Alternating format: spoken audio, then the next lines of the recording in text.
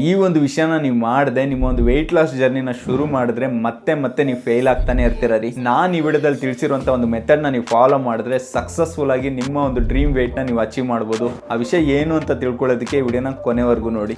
ನಮ್ಮ ಮೈಂಡಿಗೆ ಯಾವಾಗಲೂ ನಾವು ಒಂದು ಕೆಲಸ ಮಾಡಬೇಕಂದ್ರೆ ಅದಕ್ಕೆ ಏನು ರಿವಾರ್ಡ್ ಸಿಗುತ್ತೆ ಅಂತ ಯೋಚನೆ ಮಾಡ್ತಾ ಇರುತ್ತೆ. ಎಕ್ಸಾಂಪಲ್ಗೆ ನಮ್ಮ ಕೆಲಸಕ್ಕೆ ಹೋಗೋದಕ್ಕೆ ಇಷ್ಟ ಇದೆಯೋ ಇಲ್ವೋ, ಆದರೂ ನಾವು ದಿನ ಬೆಳಗ್ಗೆ ಎದ್ದು ಕೆಲಸಕ್ಕೆ ಓಡ್ತಾ ಇರ್ತೀವಿ. ಒಂದೆರಡು ದಿನ ಹುಷಾರಿಲ್ಲ ಅಂದ್ರೂ ಮೂರನೇ ದಿನ ಮತ್ತೆ ಓಡ್ತಾ ಇರ್ತೀವಿ. ಇದಕ್ಕೆ ಕಾರಣ ಏನು? ನೆಕ್ಸ್ಟ್ ತಿಂಗಳು ನಮಗೆ ಸಿಗುವಂಥ ಸಂಬಳ. ಆ ಸಂಬಳದಿಂದ ನಮ್ಮ ಕಮಿಟ್ಮೆಂಟ್ಸ್ಗಳನ್ನ ತೀರಿಸ್ಕೊಬೋದು, ಇಲ್ಲ ನಮಗೆ ಇಷ್ಟವಾದಂಥ ವಸ್ತುಗಳನ್ನ ತಗೊಳ್ಬೋದು. ಈ ಒಂದು ವಿಷಯ ನಮ್ಮ ಮೈಂಡಿಗೆ ಗೊತ್ತು. ಅದೇ ರೀತಿ ನಾವು ವೆಯ್ಟ್ ಲಾಸ್ ಮಾಡಿದ್ರೆ ನಮ್ಗೆ ಏನು ಸಿಗುತ್ತೆ ಅಂತ ನಮ್ಮ ಮೈಂಡಿಗೆ ನಾವು ಕ್ಲಿಯರ್ ಆಗಿ ಎಕ್ಸ್ಪ್ಲೈನ್ ಮಾಡಬೇಕು. ಎಕ್ಸಾಂಪಲ್ಗೆ ನಿಮಗೆ ಒಂದು PCOD ಸಮಸ್ಯೆ ಇದೆ, ನೀವು ವೆಯ್ಟ್ ಲಾಸ್ ಮಾಡೋದ್ರಿಂದ PCOD ಸಮಸ್ಯೆ ಕಡಿಮೆ ಆಗುತ್ತೆ. ಇಲ್ಲ ನಿಮಗೆ ಟೈಪ್ 2 ಡಯಾಬಿಟಿಸ್ ಇದೆ, ನೀವು ವೆಯ್ಟ್ ಲಾಸ್ ಮಾಡಿದ್ರೆ ಟೈಪ್ 2 ಡಯಾಬಿಟಿಸ್ ರಿವರ್ಸ್ ಆಗುತ್ತೆ. ಈ ರೀತಿ ಯಾವ ಕಾರಣನೂ ಇಲ್ವಾ, ನಿಮಗೆ ನೀವೇ ಒಂದು ಸೆಲ್ಫ್ ಗಿಫ್ಟ್ ಮಾಡ್ಕೊಳ್ಳಿ.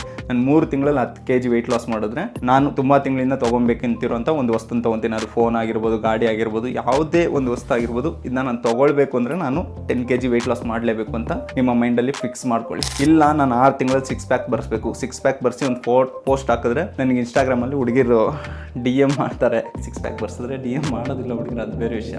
ಆ ರೀತಿ ಬೇರೆಯವ್ರಿಗೆ ಸಿಲ್ಲಿ ಆಗಿದ್ರು ಪರವಾಗಿಲ್ಲ ಆ ರೀಸನು, ನಿಮಗೆ ಆ ರೀಸನ್ ಸ್ಟ್ರಾಂಗ್ ಆಗಿದ್ರೆ ಆ ರೀಸನ್ನ ಇಟ್ಕೊಂಡೆ ನೀವು ವೆಯ್ಟ್ ಲಾಸ್ ಮಾಡೋದಕ್ಕೆ ಶುರು ಮಾಡಿ. ಬರೀ ವೆಯ್ಟ್ ಲಾಸ್ ಮಾಡಬೇಕು ಅಂತ ಮಾತ್ರ ನಿಮ್ಮ ಮೈಂಡಲ್ಲಿ ಫಿಕ್ಸ್ ಮಾಡ್ಕೊಂಬಿಡಿ. ಯಾಕಂದರೆ ನಿಮ್ಮ ಮೈಂಡು ಇದು ಇಷ್ಟು ವರ್ಷ ನೀನು ದಪ್ಪ ಇದೆ, ಏನಾದರೂ ಚೇಂಜ್ ಆಗಿದೆಯಾ, ಇವಾಗಲೂ ದಪ್ಪ ಇರು, ಏನು ತೊಂದರೆ ಇಲ್ಲ ಅಂತ ನಿಮ್ಮ ಮೈಂಡ್ ಯಾವಾಗಲೂ ಡಿಮೋಟಿವ್ ಮಾಡ್ತಾ ಇರುತ್ತೆ. ಅದಕ್ಕೆ ನೀವು ಮೋಟಿವೇಶನ್ ಇಂದ ಇರಬೇಕು ಅಂದರೆ ಯಾವಾಗಲೂ ನಿಮಗೆ ನೀವೇ ಯಾವುದಾದ್ರೂ ಒಂದು ರಿವಾರ್ಡ್ನ ಕೊಟ್ಕೊಳ್ಳೋದಕ್ಕೆ ಪ್ಲಾನ್ ಮಾಡ್ಕೊಳ್ಳಿ. ಓಕೆ ನೋಡಿ, ಈ ರೀತಿ ವಿಷಯಗಳೆಲ್ಲ ಯಾರು ಮಾತಾಡೋದಿಲ್ಲ ರೀ, ಬರೀ ಎಕ್ಸಸೈಸು ಡಯಟ್ ಅಂತ ಮಾತಾಡ್ತಾ ಇರ್ತಾರೆ. ನಾನು ನಮ್ಮ ಮೈಂಡನ್ನ ಹೇಗೆಲ್ಲ ಟ್ರಿಕ್ ಮಾಡ್ಬೋದು ಅಂತ ತಿಳಿಸ್ತಾ ಇದ್ದೀನಿ. ಅದಕ್ಕೋಸ್ಕರ ಆದರೂ ಈ ವಿಡಿಯೋಗೊಂದು ಲೈಕ್ ಕೊಟ್ಟು ನಿಮ್ಮ ಫ್ರೆಂಡಿಗೆ ಶೇರ್ ಮಾಡಿ, ಮರಿದೇ ಫಾಲೋ ಮಾಡಿ. ಮತ್ತೆ ಸಿಗೋಣ, ಬಾಯ್.